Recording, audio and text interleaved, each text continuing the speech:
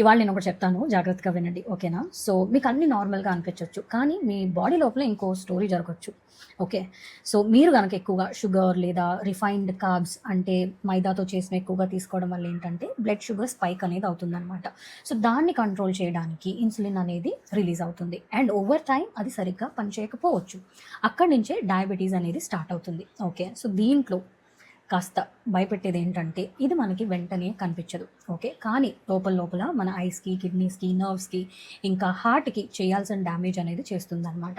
So ఇప్పుడు మీరు తెలుసుకోవాల్సిన నిజం ఏంటంటే షుగర్ మానేయడం మాత్రమే సరిపోదు. ఓకే, ఇప్పటి నుంచే మీరు ప్రతిరోజు మీ డైట్ గురించి కాస్త శ్రద్ధ వహించాల్సిన అవసరం చాలా ఉంటుంది. ఓకే, మీరు కనుక జంక్ ఫుడ్ ఎక్కువ తీసుకుంటున్నారు, ఓకే, ఫైబర్ తక్కువ, ఎక్సర్సైజ్ చేయట్లేదు, కనీసం వాకింగ్ కూడా చేయట్లేదు అని అంటే మాత్రం మీరు రిస్క్లో ఉన్నారని గమనించండి.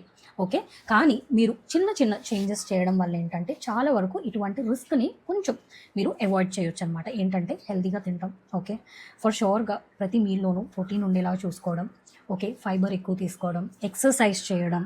ఓకే, ఇది జస్ట్ డైట్ గురించే కాదు. ఓకే, ఇదే కాకుండా ఫర్ షూర్గా మీరు బ్లడ్ టెస్ట్ అనేవి కూడా అప్పుడప్పుడు చేయించుకుంటూ ఉండాలి. ఓకే, ఏమైనా ఇష్యూస్ ఉంటే తప్పనిసరిగా డాక్టర్ని కలవాలి. ఓకేనా? సో ఫర్ షూర్గా ఇవైతే గుర్తుంచుకోండి. మళ్ళీ ఇటువంటి ఇన్ఫర్మేషన్తో మీ ముందుంటాను. Till then take care.